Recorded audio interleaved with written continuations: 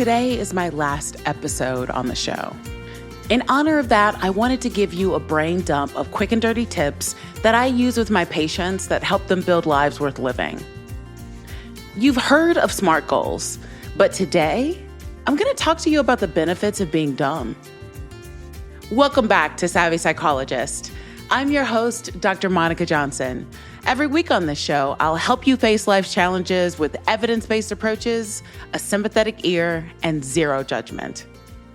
While I consider myself an integrated psychologist, a large part of that philosophically is DBT.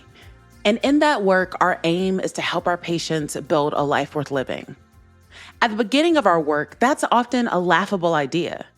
Many of my patients have suffered for many years, and the thought of such a thing seems far-fetched when your lived experience is nothing but fire and brimstone. In most situations, the fundamentals are sorely lacking. And here's the thing, fundamentals either fix or support many of the things that ail us. Everything I talk about here will be accessible to some degree to the average human being. And if you play dumb well enough, you might find yourself being your own version of Elle Woods. So, of course, I'm leaving you with an acronym because that's kind of been one of my things this whole time. So let's talk about dumb. The D is for decode/disrupt the patterns. As I tell my patients all the time, the first step is to stop lying to yourself, and the second is to figure out how to trick yourself. What I mean by this is you have to engage in strategies that allow you to gain insight and awareness around your patterns in a non-judgmental and wholly honest way. For example, if you're struggling with dating, is it true that all men/women are trash? No. There are likely some ways in which you are contributing to the pattern of this dynamic that are completely within your control. What are those factors? Where did they come from? How will you hold yourself accountable? And if you happen to run into someone who is a toxic human, how will you take care of yourself? Building insight around unhealthy patterns requires both psychological awareness and compassion. From an evidence-based lens, insight develops through intentional reflection, emotional literacy, and behavior tracking. Cognitive behavioral therapy, or CBT research, emphasizes identifying the thought-feeling-behavior link, recognizing how automatic thoughts and emotional triggers shape recurring choices. For example, noticing that people-pleasing often follows feelings of guilt or fear of rejection helps reveal the cycle that keeps it going. Mindfulness-based interventions also support insight by cultivating non-judgmental awareness. Studies show that observing internal experiences without immediately reacting can disrupt habitual responses and strengthen emotional regulation. This isn't about self-blame. It's about creating space between impulse and action so new choices become possible. Journaling and guided reflection further enhance insight. Writing about triggering situations, bodily sensations, or repetitive emotions helps externalize patterns that may otherwise stay subconscious. Psychodynamic and schema-focused research highlights how exploring childhood narratives or core beliefs like "I'm not enough" or "love must be earned" uncovers the roots of present-day struggles. Finally, feedback and interpersonal exploration, whether through therapy, trusted relationships, or group work, are crucial. Insight grows when we allow others to shine light on our blind spots and challenge our assumptions. One of my patients calls this their challenge network, and it's certainly important. The goal of insight work isn't perfection. It's pattern recognition with curiosity. When we can name the loop, we can start to loosen it. Insight is the bridge between understanding and change, one built on observation, self-compassion, and the courage to tell ourselves the truth. Decoding and insight building lead us to identifying the ways to disrupt the pattern. And that naturally leads us to the next letter, U, which stands for uncomfortable engagement. Uncomfortable engagement is all about expanding your capacity. This is where you engage in things that are, for lack of a better term, non-toxic triggers. stimuli that you may not like, but are not objectively bad for you. We are all a part of the animal kingdom, and learning how to navigate our environment is important. For example, if you live in the desert, it would be nice to have more rain, but then it wouldn't be a desert. Therefore, you have to learn how to survive and thrive in conditions where water can be in short supply. That's adaptation, which often involves discomfort. Research on exposure and behavioral activation shows that avoidance temporarily reduces anxiety, but reinforces fear and stagnation over time. Facing discomfort, whether it's having a hard conversation, setting a boundary, or learning a new skill, activates neuroplasticity, the brain's ability to rewire itself. Each time you do something hard and survive it, your nervous system learns that discomfort is tolerable, not dangerous. Psychologist Albert Bandura's theory of self-efficacy highlights that mastery develops through mastery experiences, real lived moments of doing the difficult thing and succeeding, even imperfectly. Over time, this builds confidence and emotional regulation. Similarly, research on grit and growth mindset underscores that persistence in the face of challenge predicts achievement more reliably than raw talent or intelligence. This is related to my idea of being your future self's best friend. When the current you leans into necessary challenges, fails, tries again, succeeds, etc., you learn to trust yourself. You learn that you're capable. And you learn that purposeful pain can lead to a sustainable and fulfilling existence. From a cultural standpoint, many of us in historically marginalized groups like Black women are socialized to carry strength, but not always to practice self-expansion. True mastery isn't about overworking or proving yourself. It's about learning to tolerate the temporary discomfort that leads to authentic empowerment. I speak to my patients all the time about purposeful pain versus pointless pain. Pain is unavoidable, but pain with purpose is values-driven. There is a desired outcome attached to it.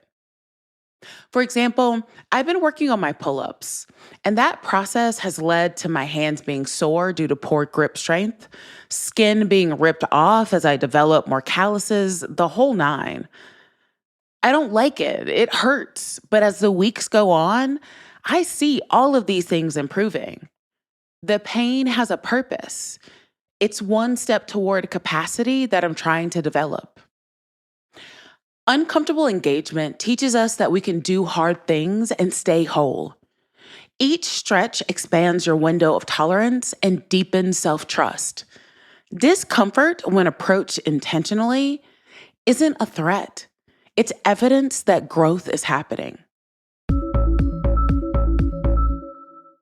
The M stands for meaning making and mastery. In my work, finding meaning and building mastery are two of the strongest predictors of psychological well-being and resilience. Meaning gives life direction. Mastery gives us the confidence to walk that path. Research from positive psychology shows that people who connect their daily actions to a sense of purpose experience higher levels of motivation, life satisfaction, and emotional stability. Meaning helps us reframe pain. It doesn't erase hardship, but it helps us understand it as a part of a larger story rather than a personal failure. For many of us from marginalized communities, this process also involves reclaiming identity and agency in systems that weren't designed to see us thrive. Meaning making becomes an act of resistance and restoration. Mastery, on the other hand, comes from doing, not from perfection. Bandura's research on self-efficacy and behavioral activation studies demonstrate that repeated engagement in challenging but attainable tasks rewires the brain to expect success. Small wins build confidence and a sense of control, even in uncertain times. Over time, mastery combats helplessness and fuels intrinsic motivation. Together, meaning and mastery form a feedback loop. Purpose drives persistence, and persistence deepens purpose.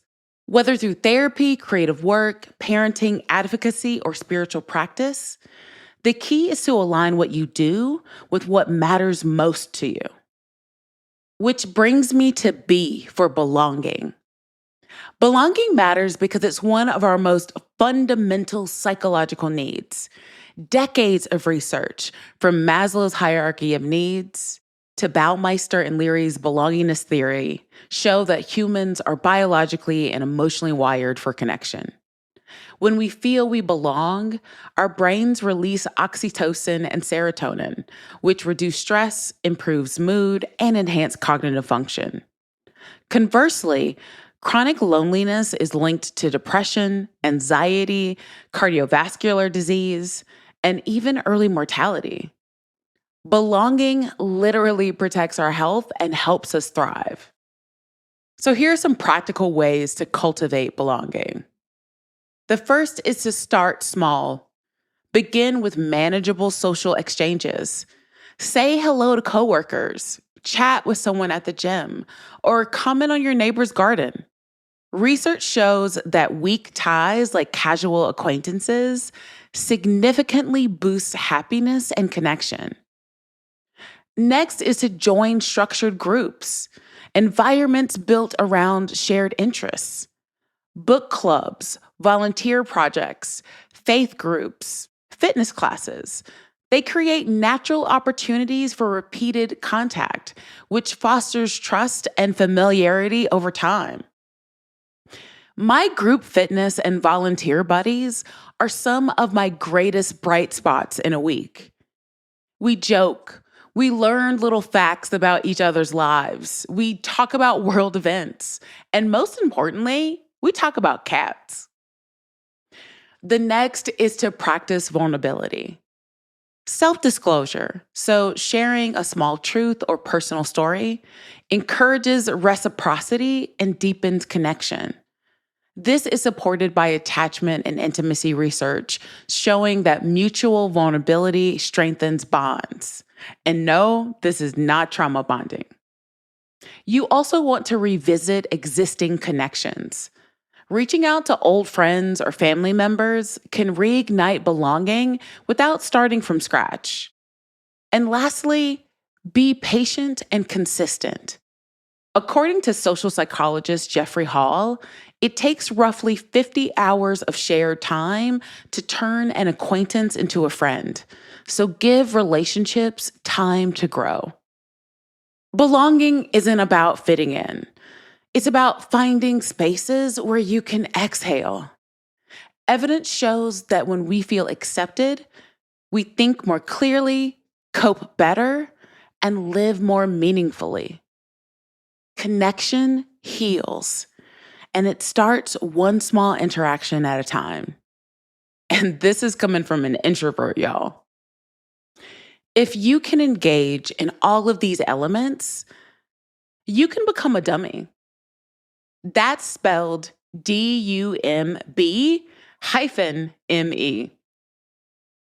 The me is the magical enigma. That's you. As Mr. Rogers said, there is only one person in the world like you. And this is coming straight from the heart of Dr. Monica Johnson, your savvy psychologist. It is my greatest wish that you feed into that magic. Life is an adventure. Claim your destiny and leave your mark. On TikTok, they have the For You page, or FYP. Make FYP stand for find your personality, find your passion, find your privacy, find your purpose. Because it is my belief that that's only going to happen if you step outside the algorithm and turn your life into a large-scale Where's Waldo. Get out there. And if I catch you outside, it's all love, dummy. Thank you for listening to this introverted psychologist for all these years. How are you going to be dumb going forward? Let me know.